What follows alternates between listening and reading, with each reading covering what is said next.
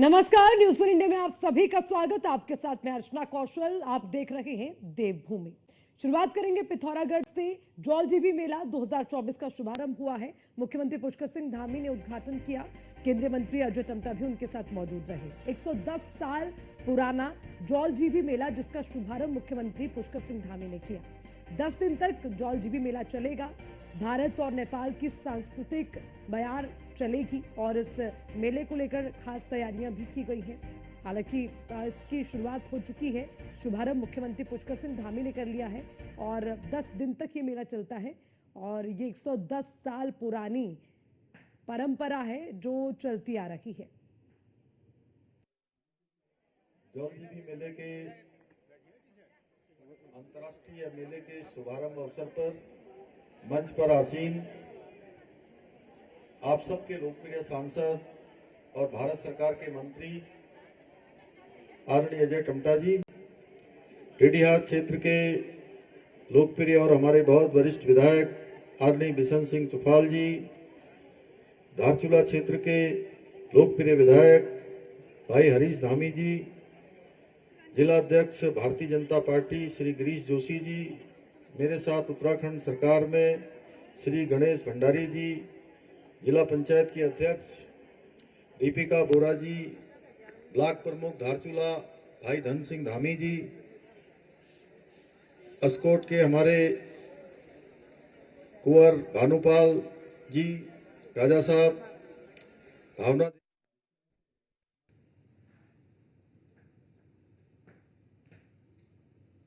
तो 110 साल पुराने जौलजीबी मेले का शुभारंभ मुख्यमंत्री पुष्कर सिंह धामी ने किया और मुख्यमंत्री पुष्कर सिंह धामी को सुन रहे थे आप। 2024 जौलजीबी मेले का शुभारंभ हो गया। एक बार मुख्यमंत्री कह रहे हैं, सुनिए।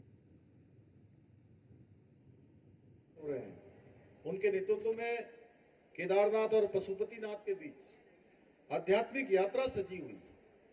एक यात्रा केदारनाथ से पशुपतिनाथ की हुई थी। उस यात्रा ने भी दोनों के संबंधों को, दोनों राष्ट्रों के संबंधों को मजबूती प्रदान की थी। मुझे प्रसन्नता है कि वर्षों से जौलजीबी का ये मेला भारत और नेपाल के बीच भी सांस्कृतिक संबंधों के साथ साथ आर्थिक संबंधों को भी आगे बढ़ाने का काम करता आ रहा है। ये मेला निश्चित रूप से कुछ चुनौतियां भी समय के साथ खड़ी हुई हैं। जिस प्रकार से पहले इस मेले का एक अपना स्वरूप था, वो कभी बढ़ा है, कभी घटा है, कहीं न्यूनता आई है, लेकिन इन चुनौतियों के साथ भी ये मेला हमारे छोटे व्यापारियों का, कारीगरों का, किसानों को अपने उत्पादों को प्रदर्शित करने और उन्हें एक मंच प्रदान करने का भी बहुत बड़ा माध्यम है। मैं देख रहा था यहाँ पर जम्बू से लेकर सेकुआ, गंधरायनी, अनेक प्रकार की जो औषधियां जो हमारे खान पान का हिस्सा हुआ करती थी, उसको भी कहीं न कहीं प्रोत्साहित करने के लिए ये मेला हमारा बहुत प्रमुख भूमिका निभाता है।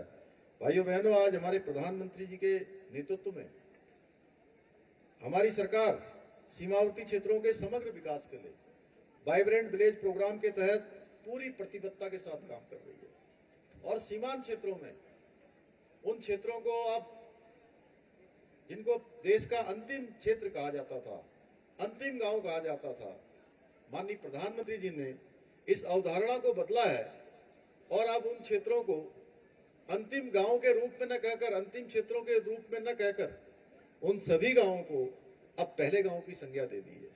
चाहे हमारा यहाँ का नाबी का गांव हो, चाहे गुंजी हो, चाहे हम माड़ा गांव की बात करें चमोली जनपद में, या हम मलारी की बात करें, या हम उत्तरकाशी जनपद के हम नेलांग और जादौन की बात करें, ऐसे अनेक गांव हैं जिन गांवों को अब पहले गांव की संज्ञा दी जा रही है। हमारे पिथौरागढ़ जनपद के भी कई सारे गांव हैं और आदरणीय प्रधानमंत्री जी ने बहुत सारे, अभी भाई अजय टम्टा जी जब बोल रहे थे तो उन्होंने बताया, आदि कैलाश यात्रा करने वाले देश के पहले प्रधानमंत्री श्री नरेंद्र मोदी जी हैं और उनकी यात्रा के बाद इस क्षेत्र में आवागमन बढ़ा है।